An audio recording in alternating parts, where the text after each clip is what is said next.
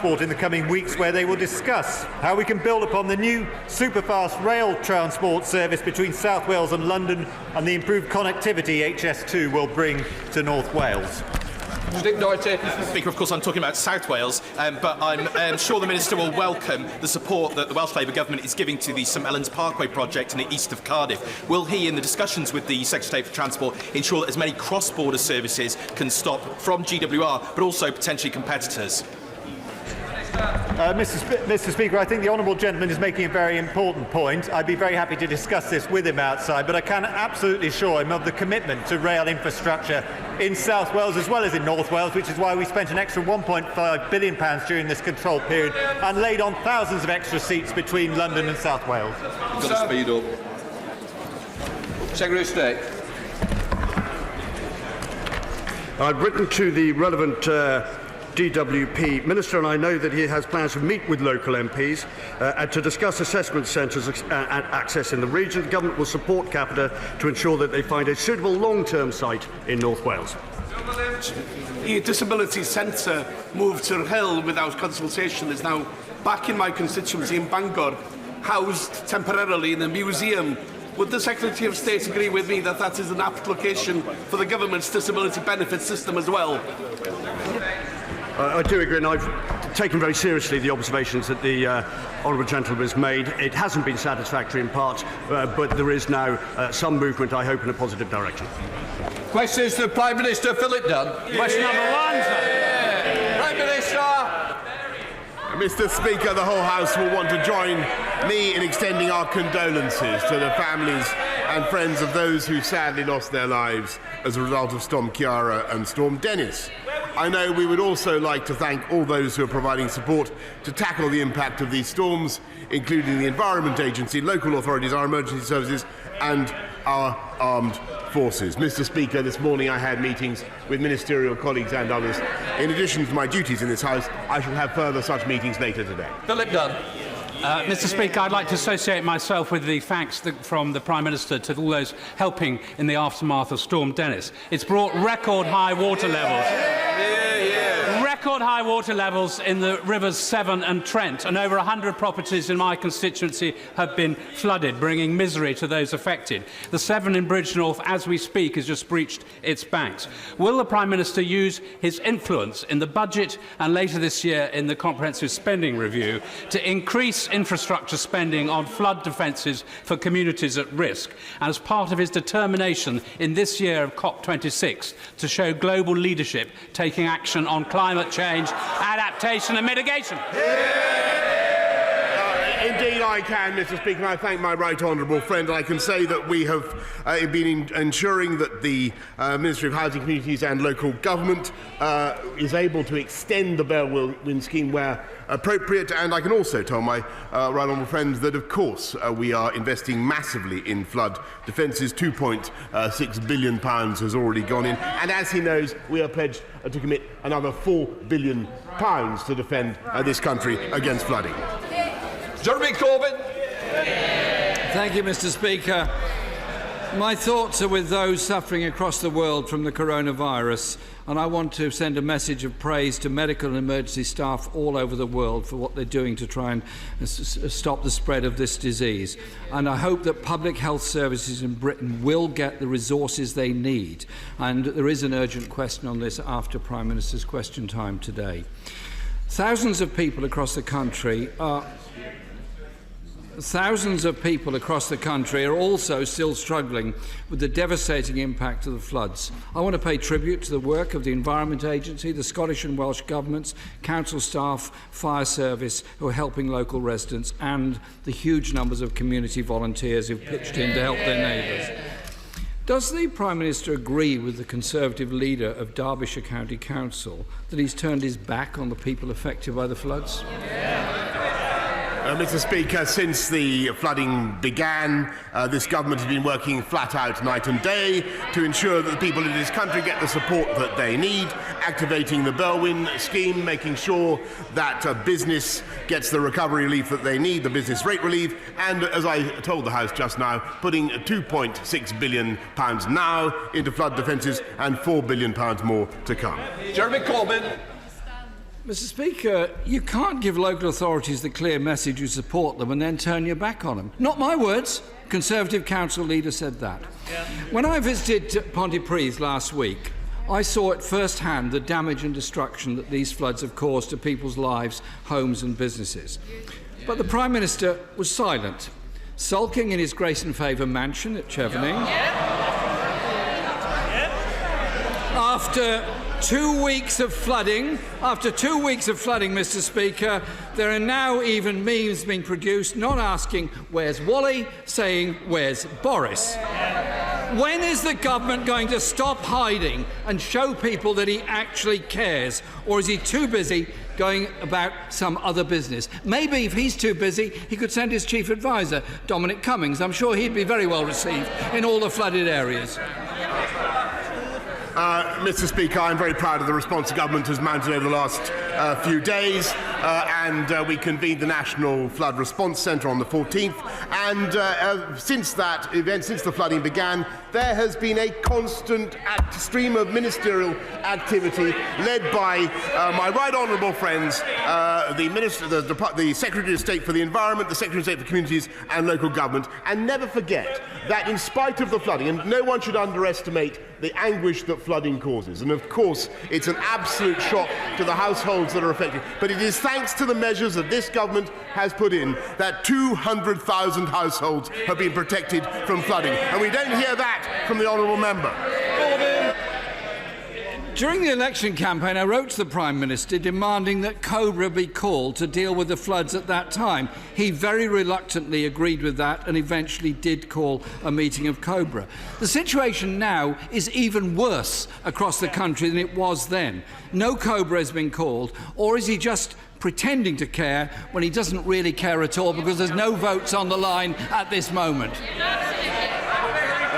Mr. Speaker, as he knows perfectly well, there has been a stream of ministerial meetings since the flooding began. The National Flood Response Centre was convened on February the 14th, and I have been directing things, as he perfectly knows. Cobra is a reference to Cabinet Office Briefing Room A. It is not the only room in which meetings can take place, Mr. Speaker. Mr. Speaker, the issue is very serious for people around the country whose homes are being flooded. They need help and support. They don't need trite answers like that from their Prime Minister. Time and again, communities and lives are being put at risk, and the government simply refuses to acknowledge the scale of the problem. Does he agree with his honourable friend, the member for Shipley, who said the government has done precious little to stop the floods happening again? Mr. Speaker, let me repeat for the benefit of the right honourable gentleman that this government has a fantastic record of investing in flood defences and will continue to do so. And the reason we can do so, the reason we've been able to commit £2.6 billion to flood defences and we're able to pledge another £4 billion, Mr. Speaker, is because this government is running a strong and successful and robust economy which he would ruin. Jeremy Corbyn! If that is the case, Mr. Speaker, why then is the government investing less than half of the amount of money the Environment Agency of England says is necessary to improve flood defences across the country? They say £5.6 billion is needed. So far as I'm aware, the government is investing less than half of that. Many areas in the households that I've visited, and you know what, I've learnt a lot from visiting victims of floods. The Prime Minister should try it one day. They told me they can't actually afford the insurance on their homes as the costs have skyrocketed.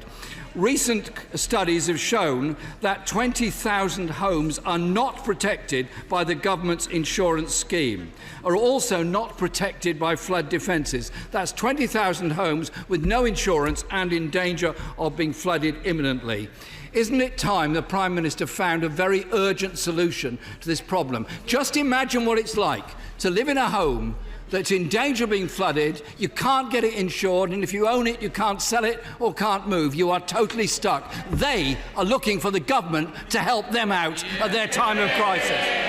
Well, Mr. Speaker, he is perfectly right in the sense that there are particular problems to do with insurance that I think anybody who's visited a flood-affected household will know. Flood Ray, on the other hand, has provided cover for over 164,000 households since 2018 and 2019. We are now looking, since last December's events, we are now looking at what we can do to protect households that do not have a proper insurance. But he also knows that there are measures in place to ensure that householders get £500 and £5,000 to compensate themselves from the worst damage that flooding can do. And that is cash that we can put in thanks to the investments that we have made in flood defences, which, believe me, would be beyond the capacities of any government led by Corbyn, the government led by the Right Honourable Member. Jeremy Corbyn!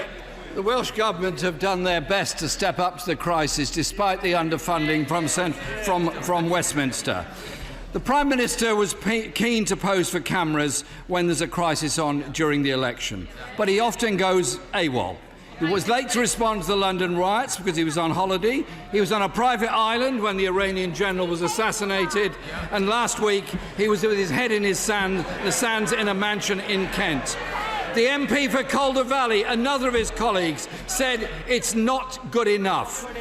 How can the country trust a Prime Minister, a part-time Prime Minister? Last night, schmoozing Tory party donors at a very expensive black-tie ball, instead of getting out there and supporting the people who are suffering because of the floods. This government needs to step up to the plate and invest in defences and ensure there is real insurance for people whose homes are being ruined by these floods as we speak. Mr. Speaker, the Right Honourable Gentleman asked what this government has been doing in the last few days. Well, let me tell you, not only have we been investing massively in flood defences and compensating those who suffered from flooding, but we've been stopping the early release of terrorists. We've restored the nurses' bursary. We're beginning work on 40 new hospitals. We're recruiting 20,000 more police officers. And we can do that, Mr. Speaker, because we have a strong and dynamic economy with employment at record highs, unemployment down to the lowest levels since the early 70s, wages going up, home ownership up. And what are they doing, Mr. Speaker? They're still deciding. Listen to them jabbering away, Mr. Speaker. Jabbering away. I think we'll have a little bit more silence on the second Prime Minister.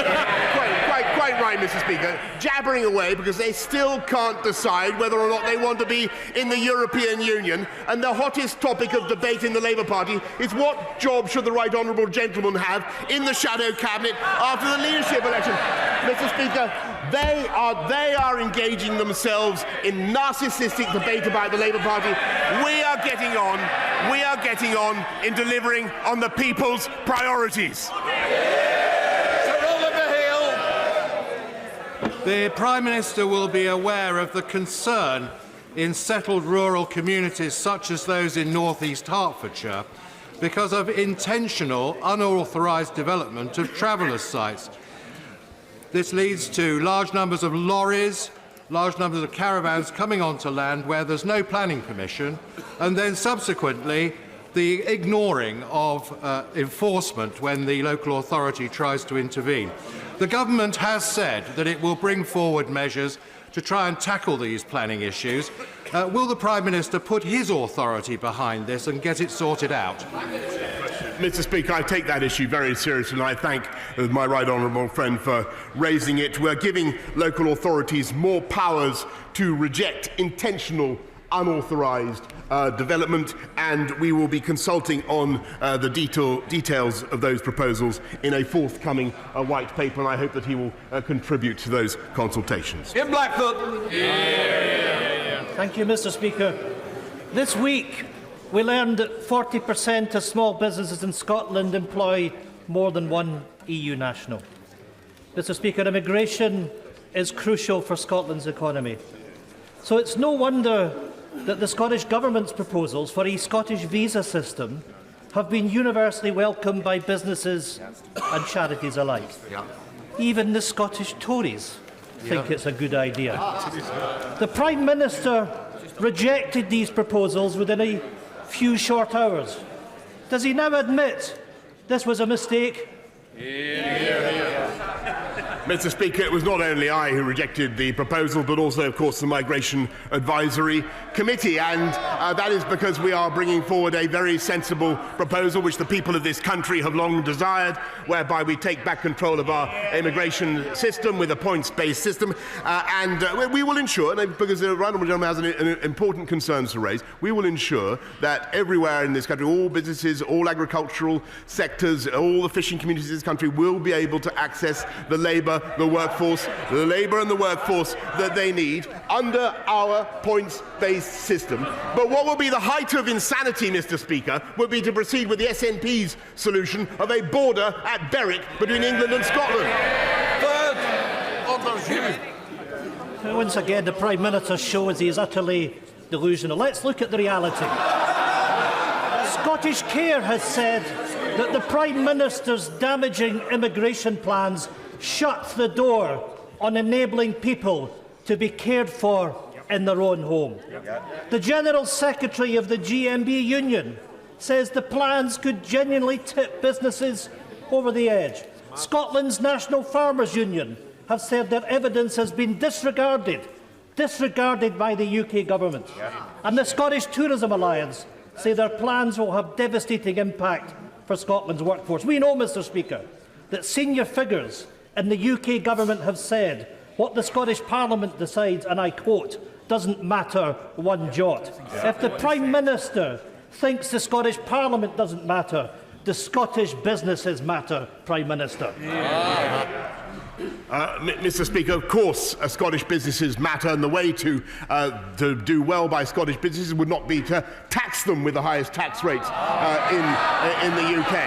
It would be to run a sound economy in Scotland. It would be to have an educational system that doesn't leave Scottish children lagging behind through no fault of their own.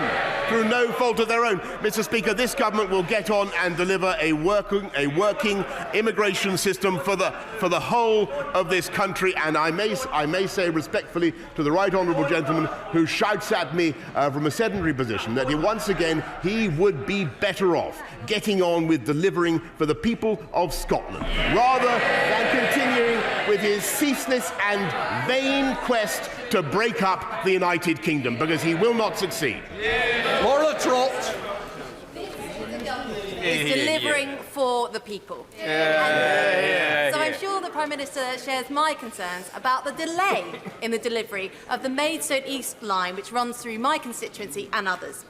Will the Prime Minister intervene to ensure there are no further delays in this vital railway line?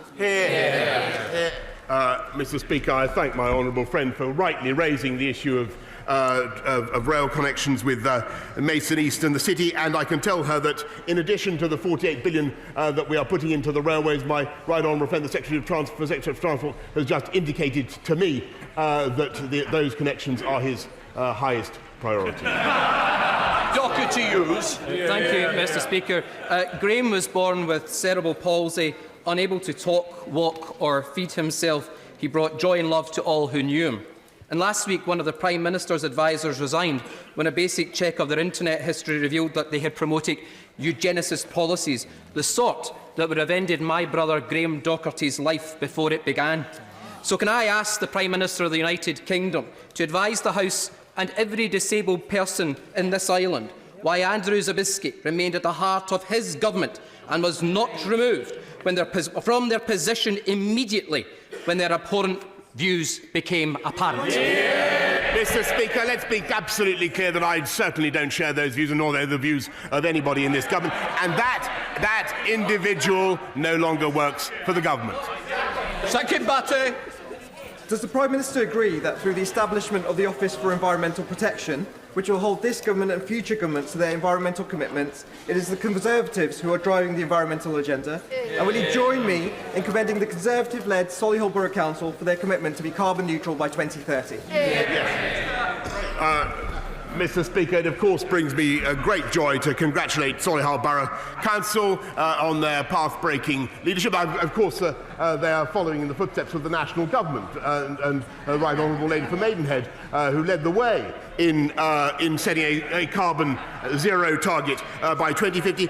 This Conservative government is going to leave our country, our environment, in a better state for the next generation. Thank you, Mr. Speaker. I have a pregnant constituent with her due date in the next couple of weeks. She is currently on universal credit, and after deductions, including an advance, she is left with a grand sum of £111 a month to feed herself, to heat her home and to prepare for her child. Now, I know the Prime Minister will likely want more details about this case and will be happy to help, but I want to ask him, in principle, as the Prime Minister, does he think that £111 a month is enough for anyone to live on? Well, Mr. Speaker, I'm of course very happy indeed to look at the case and to do whatever we can to help with the individual case. But I must say to her that in the round, universal credit has helped and is helping 200,000 people into work. There is an estimated 1 million disabled households who will get around £100 more per month as a result of universal credit. And I'm proud to stand by a record of helping people into work and off welfare. But as I've said to her before, I'm more than happy to look at the case. And the answer to her question in a word is no. Ben Bradley. Mr. Speaker, just my right honourable friend agreed with me that the people of Mansfield, who, like many millions across the country, previously voted Labour but now put their faith in a Conservative government to deliver, are not in fact traitors, as they've been branded by members of the party opposite this week. But in fact, this government and members on this side of the House respect these hard-working people and communities. We respect their choices and we will deliver for them. Well, Mr. Speaker, I'm not going to comment on the vituperation that is meted out by the party opposite, but what I will say is that all voters should be treated with respect and with humility. And I congratulate him on the hard work he's doing for the people of Mansfield. £10 million for West Nottinghamshire College, £20 million for road improvements, £5 million for proactive lung health screenings, and up to £50 million in a town new deal and future high streets funding. In my view, the people of Mansfield are well served by my honourable friend. Kate Osborne. Mr. Speaker, like many other sub-postmasters, my constituent, Chris Head, was victim to the Post Office Horizon IT system scandal. Yes. These errors have resulted in bankruptcy, imprisonment and even suicides. Will the Prime Minister today assure Chris and others that he will commit to launching an independent inquiry? Mr. Speaker, I am indeed aware of the scandal to which she alludes and the disaster that has befallen many post office workers, and I'm happy, and I've met some of them myself. I'm happy to commit to getting to the bottom of the matter in the way that she recommends. Brilliant, Kate. If you live in one of the rural villages in my constituency, it can take a whole day to travel to and from a hospital appointment because bus services are so few and far between. As a fellow bus enthusiast, will my right honourable friend assure me that some of the £5 billion in the pipeline for bus services will go towards improving routes in Penistone and Stocksbridge? Mr. Speaker, my honourable friend is absolutely right about the vital importance of buses and their transformative power. But as for the detail about what will happen in Penistone and Stockbridge, she will have to await the upcoming national bus strategy, which will be along very shortly. Mr. Speaker, before the last successful climate change talks in 2015 in Paris, I led the British preparations, including delegations of the 3 preceding UN climate talks. Global action on climate change only happens when the host nation engages with the world's largest nations in advance at the highest political level. So as the host of the 2020 climate talks, will the Prime Minister today publicly commit himself to meeting President Xi of China, Prime Minister Modi of India and US President Trump to secure for the Glasgow talks global action on the climate emergency? I'm grateful to the right honourable gentleman. I can tell him and tell the House that, of course, I've already engaged just last week with President Xi of China, repeatedly with President Modi of India, Prime Minister Modi of India, and also, of course, already on this subject with President Trump. But there will be an intensifying drumbeat of activity in the run-up to Glasgow. Thank you. No doubt remember with the same fondness the conversations that we had when he was outlining his plan for global Britain. I welcome very much what he has been saying about the defence review that is now planned and his priority on having a strategy-first, foreign policy-led review. Will he please make a statement to this House so that the views of this House can be heard, bringing together trade, aid, defence, foreign affairs and, of course, defence? I can, of course, give that commitment when the moment is right, Mr. Speaker. The Prime Minister has a laundry list of climate promises. No doubt he'll read them out shortly, but he can't escape the fact that net zero won't be reached until 2099 on current rate of progress, not the 2050 he claims, let alone the 2030 we probably need. Even JP Morgan says human life as we know it is under threat. He can't be a climate denier, can he? So when will he take climate crisis seriously? Mr. Speaker, these aren't promises, these are what we've already done. And it's thanks to Conservative action on climate change that we've reduced CO2 output by 43% on 1990 levels since 2010. And the economy has grown by 73%. 99% of all the solar panels installed in this country have happened under this Conservative government. And let me tell you that in 1990 this country was 70% dependent on coal. Today it's 3%, and they'd reopen the coal mines, Mr. Speaker. Thank you, Mr. Speaker. John Downey, the IRA terrorist responsible for the Hyde Park bombing in 1982, which killed 11 soldiers, received a letter of comfort from the government, and his trial collapsed. Corporal Dennis Hutchins received a letter in 1974 saying he would not be prosecuted in connection with the shooting incident which took place in Northern Ireland. He was then investigated again in 2011 and told there was no further ground for taking any action. Does the Prime Minister accept that if Dennis Hutchins goes to trial on the 9th of March, all the assurances, all the promises, the manifesto commitment will amount to nothing more than meaningless, empty platitudes? Well, Mr. Speaker, it's to rectify matters such as the one to which he draws the House's attention, that this government is finally bringing in a law to prevent the vexatious prosecution of our hard-working, hard-serving veterans when no new evidence has been produced. Mr. Speaker, yesterday's press showed the widening health inequalities between the richest and the poorest. The money promised to Epsom St Helier Trust could have addressed that issue in my area. But instead, the NHS are removing services from the poorest areas and sending them to leafy Belmont with the longest life expectancy. St Helier Hospital will become a glorified walk-in centre. No A&E, no maternity unit, no children's services, 62% of beds gone. Will the Prime Minister reassure me that he will look at this to show that much doesn't have to always get more?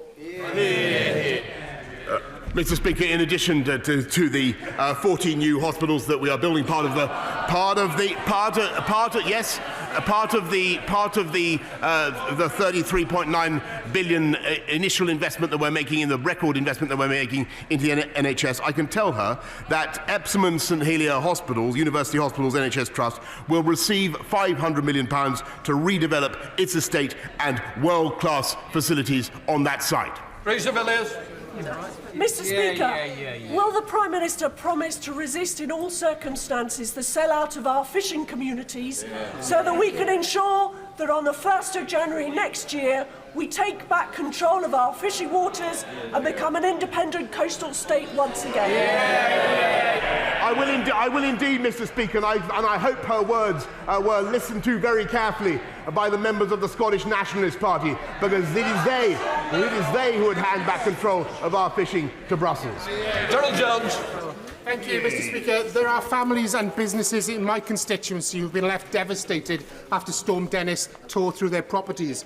The strength of our union is based on sharing resources at people's time of need. But so far, not a penny announced by the United Kingdom government will benefit Wales, where the cost of repair is going to cost hundreds of millions of pounds. The Prime Minister talks the talk on the union, but will he today commit a cast-iron guarantee that he will provide the major new funding that Wales needs to recover from these floods? Well, the honourable gentleman is quite right to raise the issue of flooding in Wales, where of course it is a devolved matter, but nonetheless this government is committed to working flat out with the Welsh devolved administration to ensure that everybody gets the flood relief that they need, and that cash, yes, of course, it certainly will be passported through. Dudley is set to receive £25 million investment via the government's Towns Fund. Thank you. We are looking to use this money to secure a university campus near the town centre. Will the Prime Minister lend his support for this scheme in order to level up and generate greater opportunity for Dudley people and the greater Black Country? Well, I thank my honourable friend for what he's doing to champion Dudley in the Black Country, and I will certainly look at what I can do to be there in person. Is that what he's asking for? I'll do.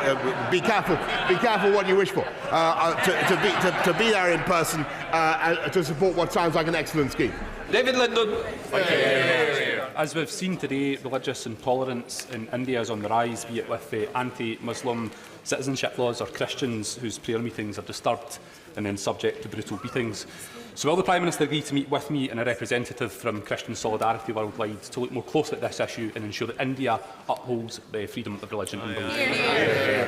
Mr. Speaker, the honourable gentleman raises an absolutely crucial issue which I'm particularly concerned to defend and advance myself, and that's why I was very pleased to appoint my honourable friend, the member for Gillingham and Rainham, to be our special envoy for freedom and religious belief, and to protect those of a Christian faith in India and indeed around the world. I'm more than happy to meet the honourable gentleman.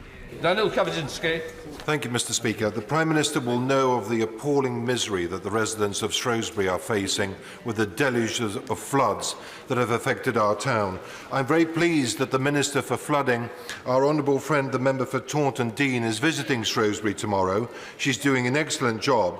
But will the Prime Minister ensure that the proposals put forward to government for a more holistic approach to managing the River Severn are looked upon seriously, because Shrewsbury cannot continue to suffer this level of economic damage with repeated floods?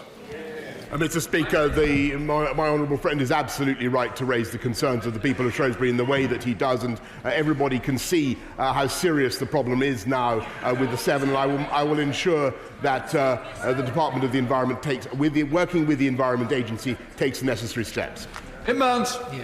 Mr. Speaker, Sir Michael Marmot's damning findings outline the devastating impact that a decade of this government's cuts has had on a constituency like mine in Gateshead.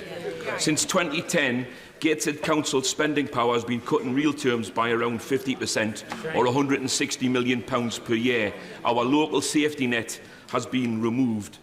What does the Prime Minister intend to do as a matter of urgency to reduce the stark and worsening health and life expectancy inequality between north and south, rich and poor, so that people in the poorest areas of my constituency can expect to live as healthily and as long as those in the most affluent areas of his constituency? Well, Mr. Speaker, actually I have the highest respect for Professor Marmot and did a lot of work with him in London, and where we did a huge amount to reduce health inequalities and inequalities in life expectancy. But there is more to be done, and I do not deny it. And that is why this government is absolutely committed to uniting and levelling up across our country, with the biggest ever investments in the NHS, with massive investments in education and, of course, in early years provision. And I make absolutely no apology for the campaign for levelling up that we are about to undertake. And I just repeat my point to the House. There is only one way that we can fund this, only one way we can achieve this,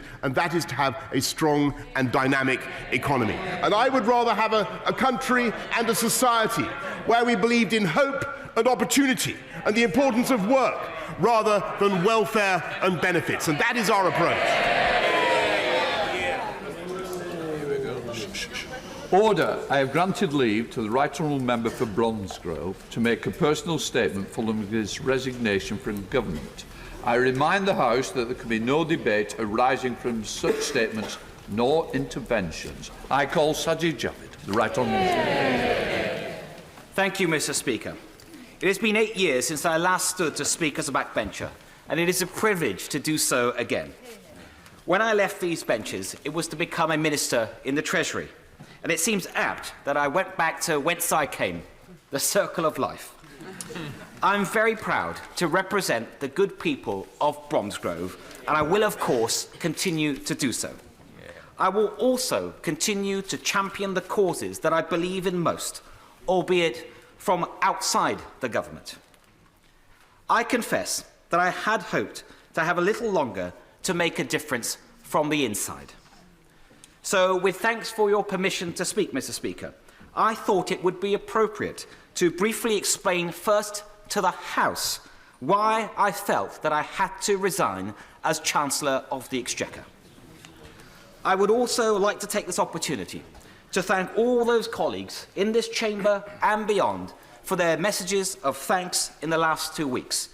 And I want to take the opportunity too to thank my family for their love and patience over the last few years.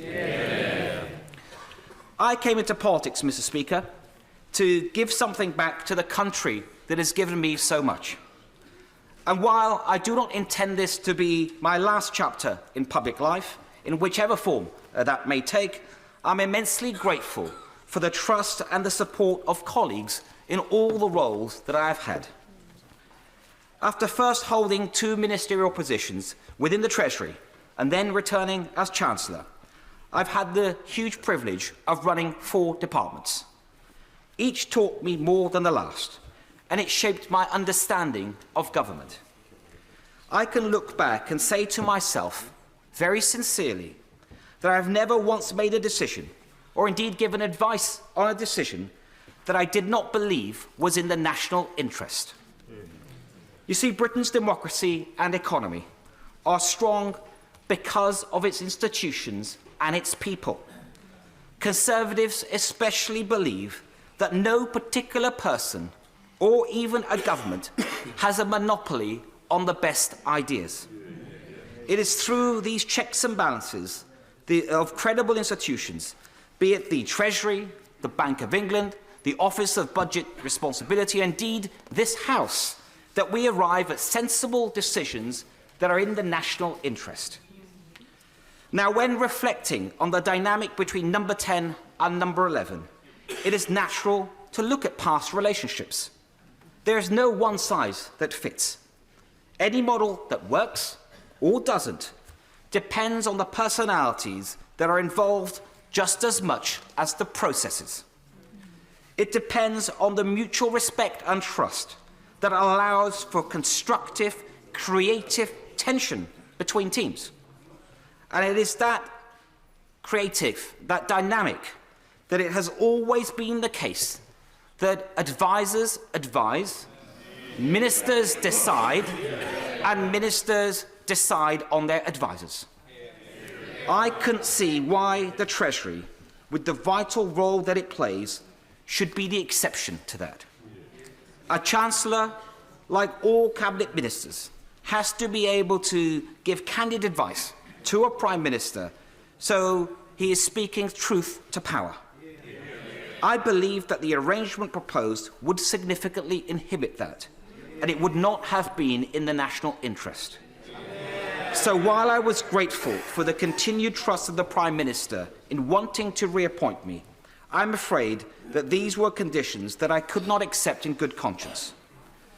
Now, I don't intend to dwell further on all the details and the personalities.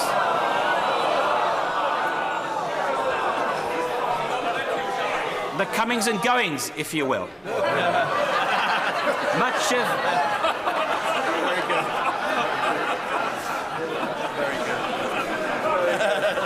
Now, Mr. Speaker, much of this commentary was just gossip and distraction, and now it is in the past. I very much hope that the new Chancellor will be given the space to do his job without fear or favour. And I know this, Mr. Speaker, that my right honourable friend for Richmond is more than capable of rising to the challenge. He worked for me as a local government minister and as Chief Secretary, and I could not have asked for a better working relationship. Indeed, I had lobbied the PM for him to be given the role of Chief Secretary and to keep it at the recent reshuffle, but I didn't get my way on that one. So, my right honourable friend, the Prime Minister, has won a huge mandate to transform our country. And already, he is off to a great start, ending the parliamentary paralysis, defeating the radical left, getting Brexit done, a points-based immigration system, and an infrastructure revolution. Now, our party, our government, has a huge opportunity and a responsibility ahead. We need a resolute focus on long-term outcomes and delivery, not short-term headlines.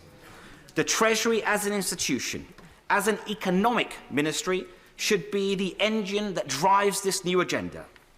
And since last summer, it has done just that, from planning properly for Brexit to bringing in a generational step change in infrastructure investment, from rewriting the Green Book to better favour our regions, to long-term thinking on human capital and designing the blueprint for levelling up across our country. I'm incredibly proud of the scale and the speed of the work that has already been done. But the Treasury must also be allowed to play its role as a finance ministry with the strength and credibility that it requires. You see, I'm a proud, low-tax Conservative, and I always will be. Already, our tax burden is the highest it's been in 50 years. It is fair to say that not everyone at the centre of government always feels the pressure to balance the books. It was ever thus. But the Treasury has a job to do. It is the only tax-cutting ministry. Every other department has an inbuilt incentive to seek and to spend ever more money. Not that I did that when I ran departments, of course. but trade-offs have to be made somewhere. I see my right honourable friend for Maidenhead is agreeing with that. And at a time when we need to do much more to level up across generations, it would not be right to pass the bill for our day-to-day consumption to our children and grandchildren. And unlike the US, we don't have the fiscal flexibility that comes with a reserve currency. So that's why the fiscal rules that we are elected on are critical. To govern is to choose, and these rules crystallise the choices that are required. To keep spending under control, to keep taxes low, to root out waste, and to pass that litmus test that was rightly set in stone in our manifesto of debt being lower at the end of the Parliament. Now, while I'm, of course, disappointed not to be finishing what I started, I look to the future not with apprehension, but with great optimism. We on these benches, we have a shot at achieving nothing less than wholesale renewal for our economy, our society, and for our country. A chance to give everyone an opportunity to live up to their full potential, and wherever they live and whatever their background, a chance to put people, place, and social justice at the heart of a more human capitalism, and to bring our country together as one nation. Mr. Speaker, I know that this is a shared vision, and I firmly believe that my right honourable friend, the Prime Minister, has the tenacity, the energy, and the skill to see it through.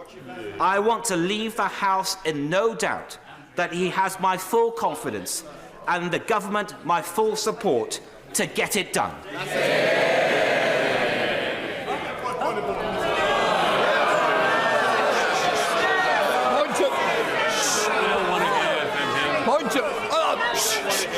Just sit down. Shh. Point of order, Prime Minister. Mr. Speaker, would it be in order for me to thank my right honourable friend for the grace with which he has just spoken? for his immense service to this country in several departments, and to remind my right honourable friend that he has friends and admirers on all sides of this House of Commons. As the Prime Minister knows, he is correct, it's not a point of order, but I'm sure it will be on the record. No, I'm not going to take any more points of orders because they're coming... Because I want to get this statement underway. Points of order will follow. We now come to ministerial statement. Secretary of State for Health and Social Care. Secretary of State Matt Hancock.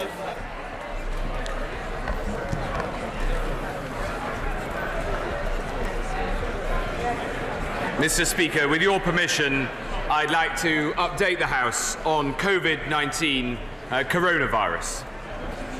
Mr. Speaker, as of this morning, 7,132 people in the UK have been tested for the virus.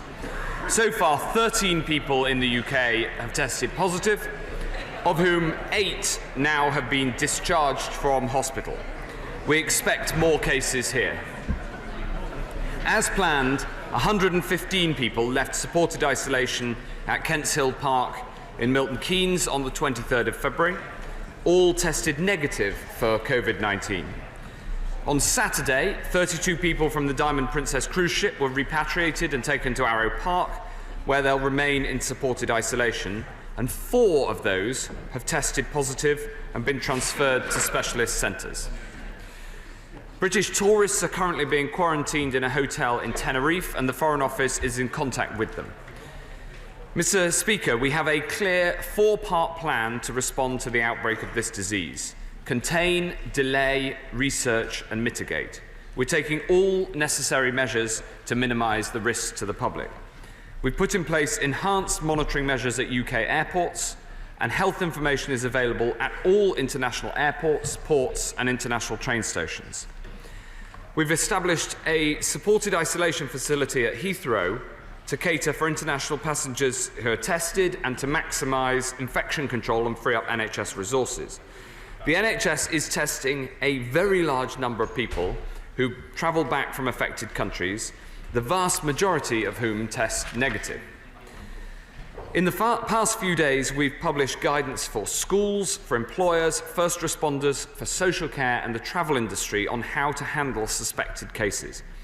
If anyone has been in contact with a suspected case in a childcare or an educational setting, no special measures are required while test results are awaited. There is no need to close the school or send other students or staff home. Once the results arrive, those who test negative will be advised individually about returning to education. In most cases, closure of the childcare or education setting will be unnecessary, but this will be a local decision based on various factors, including professional advice. Schools should be guided by the advice on the gov.uk website and contact their regional schools commissioner in case of queries. I can tell the House that in the coming days we will roll out a wider public information campaign. While the government and the NHS have plans in place for all eventualities, everyone can play their part. To reiterate, our advice is for everyone to take sensible precautions like using tissues and washing hands more. Yesterday we updated our advice to returning travellers from northern Italy, defined as anywhere north of but not including Pisa and Florence, as well as Vietnam, Cambodia, Laos and Myanmar. Those returning from Iran, from the lockdown areas of northern Italy, and the special care zone in South Korea should self-isolate and call NHS 111 even if they have no symptoms. We're working closely with the World Health Organization, the G7 and the wider international community to ensure that we're ready for all eventualities. We're coordinating research efforts with international partners, and our approach has at all times been guided by the Chief Medical Officer, working on the basis of the best possible scientific evidence. The public can be assured that we have a clear plan to contain, delay, research and mitigate, and that we're working methodologically through each step to keep the public safe. and I commend this statement to the House. Jonathan Ashworth. Thank you, Mr. Speaker, and can I thank the Secretary of State for advance notice of his announcement and for sight of his statement. And all our thoughts, again, must be with those who have been diagnosed with coronavirus COVID-19 in the UK and across Europe. And again, we reiterate our support and put on record our support, our thanks to all NHS staff and public health staff and the Chief Medical Officer as well for the leadership he is showing.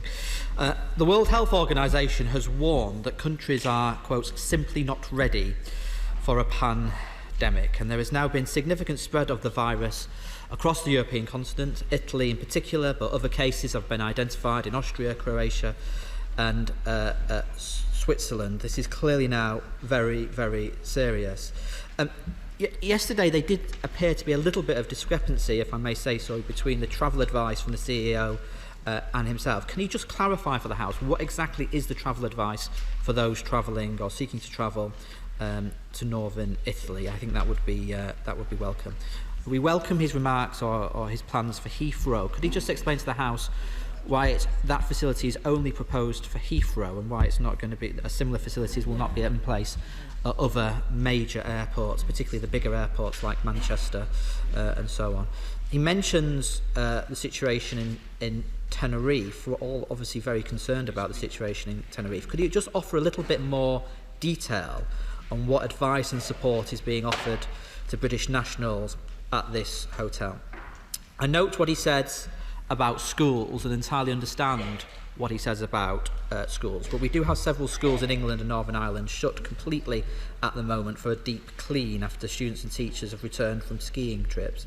I understand his point about schools should check the relevant websites and get local advice, but is he expecting any advice to be sent to schools from the Department for Education? And if schools have to start shutting, is the government looking at putting in place arrangements for alternative schooling provision for those affected? Now, turning to the NHS more generally, could you just update the House on how many specialist beds are available across the NHS and how many ECMO beds are available across the NHS?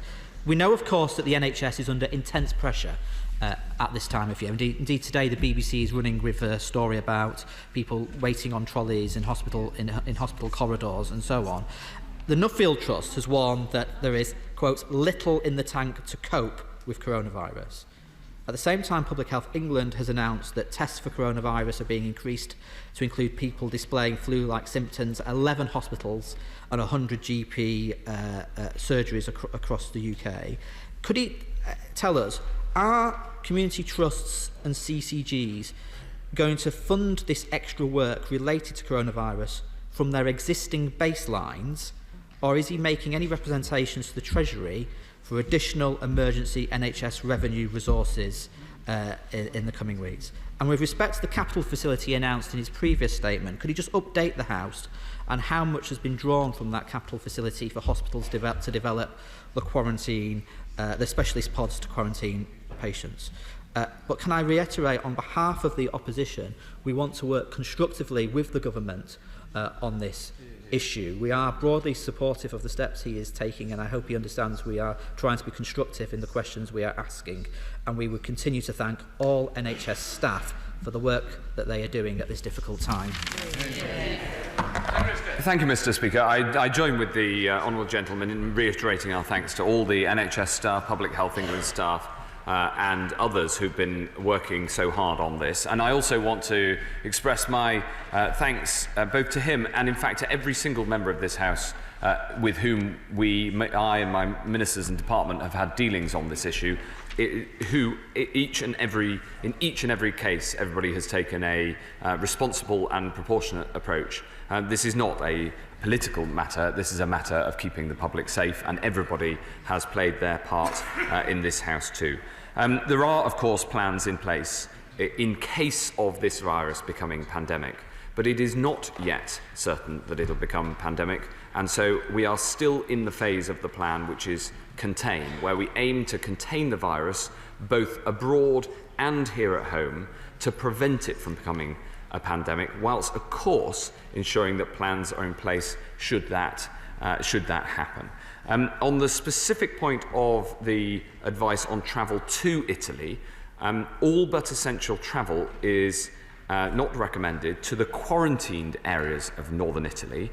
And the advice of those returning from northern Italy is very clear, which is that if you're coming back from the quarantined areas, then please self-isolate. And if you're coming back from the whole of northern Italy, then please self-isolate if you have symptoms.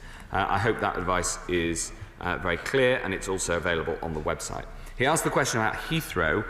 We've expanded the availability of supported isolation facilities because just having Arrow Park and the Milton Keynes facility available is not appropriate for individual travellers who we think need to be quarantined. At the moment, those numbers are low, which is why we only need one facility. We've chosen one near Heathrow because that's simply the point of the biggest throughput. But of course, we don't rule out rolling that out more broadly if we think it's necessary.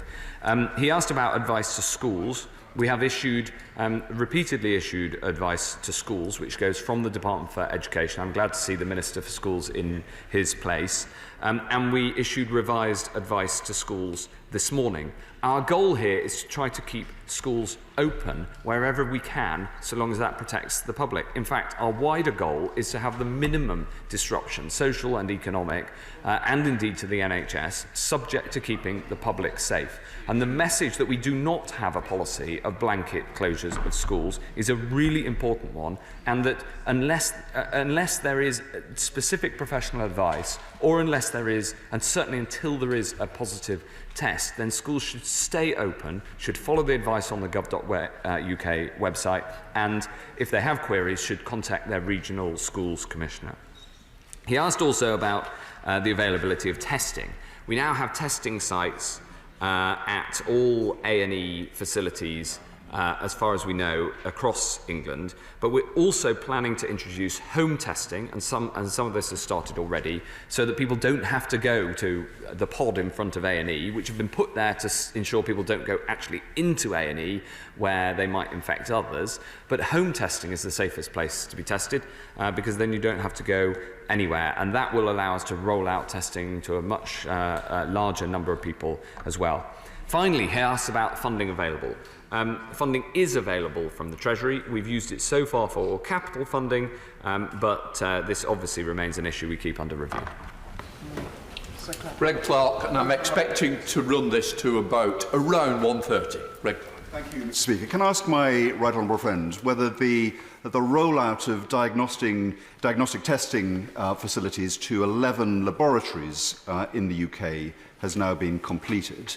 And does he have plans to extend that coverage if there is a need to, if there were to be a wider outbreak?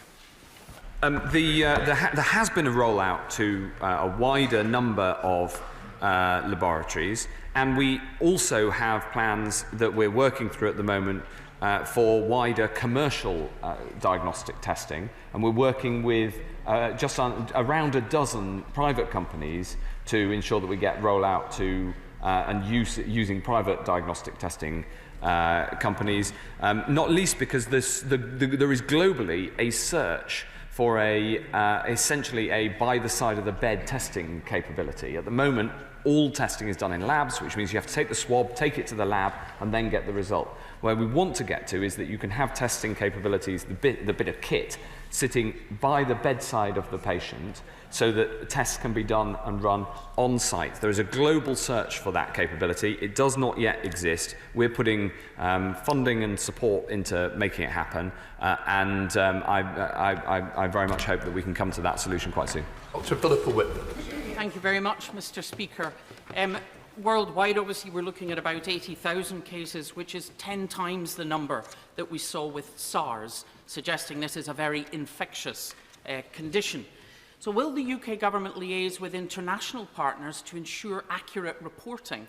Because it will be critical to map the spread of this, and there will be a danger some countries underreport because they will be afraid of economic impacts.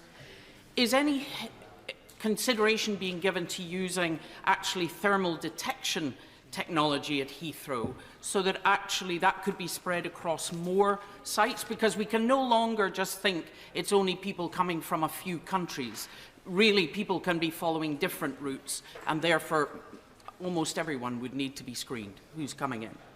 Obviously, preventing or containing the initial spread, as the Secretary of State spoke about, there's only a very small window of opportunity where that is possible. And one of my concerns I raised the last time is not self-isolating asymptomatic people, particularly when we're aware that the case that spread to others in the UK was someone who was not significantly symptomatic. We don't know what the prodromal phase is, and therefore people could be spreading this condition when we don't know. So the advice really needs to be clear.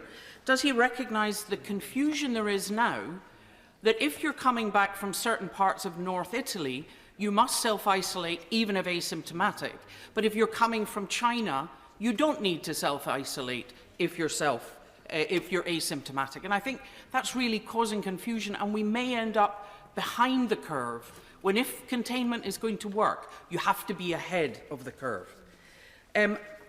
Obviously, self-isolating does not count as illness. So will the government send a clear message to employers so that those who are advised to self-isolate will still be paid or receive sickness cover? Because otherwise there will be people who will feel they must go to work because they simply can't afford to have no income for 2 weeks. Now, the Secretary of State suggested he wouldn't go to wider northern Italy, and the Chief Medical Officer suggested people with health conditions shouldn't. But travel insurance only kicks in if the Foreign and Commonwealth Office gives a very clear guidance. So will that guidance be changed to actually make it that people shouldn't be travelling to wider northern Italy and indeed other areas, so that people are again not disadvantaged by not having travel insurance if they choose not to put themselves and indeed all of us at risk of spread? Thank you. Mr. Speaker, the Honourable Lady is right about concerns about underreporting, especially in some countries. I'm afraid that I don't recognise some of her clinical observations about this, and I don't recognise the idea that we should change travel advice between China and Italy. What we should do is base travel advice on the clinical evidence based on the experts. And I'm very happy to ensure that she gets a full briefing from the medical experts to ensure that she gets the clinical points right. On thermal detection, rather like stopping the flights, this is against clinical advice. The clinical advice is not to undertake thermal detecting because you get a lot of false positives. And indeed, the only country in Europe that undertook thermal detection at the border that I know of was Italy, and it has now been the scene of the largest outbreak. Finally, a very important point about people in work and who go to self-isolation. Self-isolation on medical advice is considered sickness for employment purposes. It's a very important message for employers and for those who can go home and self-isolate as if they were sick because it's for medical reasons. Drew Mercer. Mercifully, nobody has yet died in this country of coronavirus, but every year 600 people die of seasonal flu.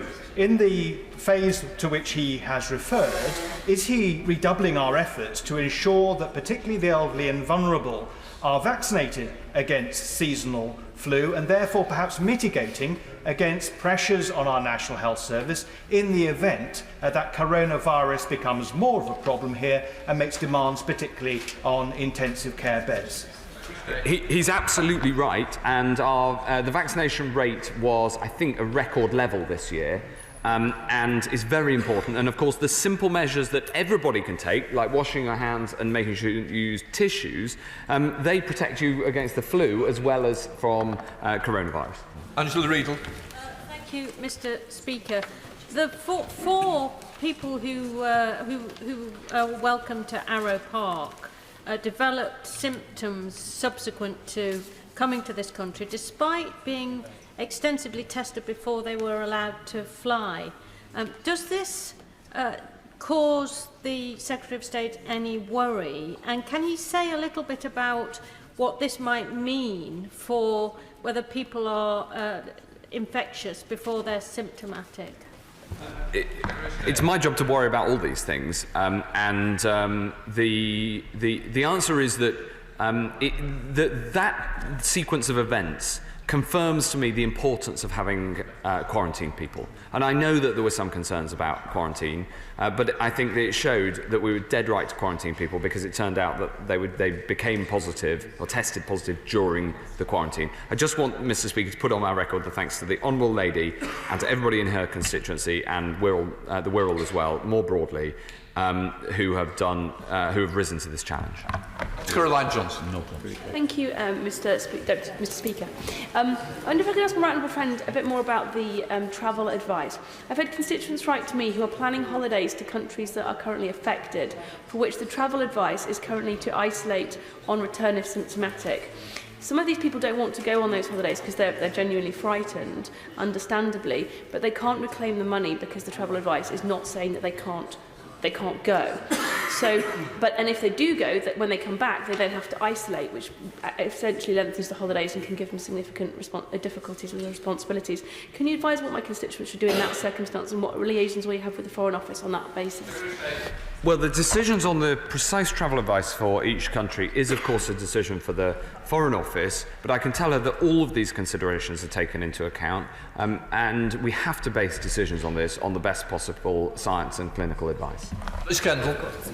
Mr. Speaker, can I ask the Secretary of State what assessment the government has made of the potential economic consequences of the spread of the coronavirus globally and within Europe and the UK? He will know that Northern Italy, for example, is in lockdown, that we have seen other countries that have had much greater spread of the disease actually providing some sort of economic stimulus because whole areas are shutting down. We are not there at all in the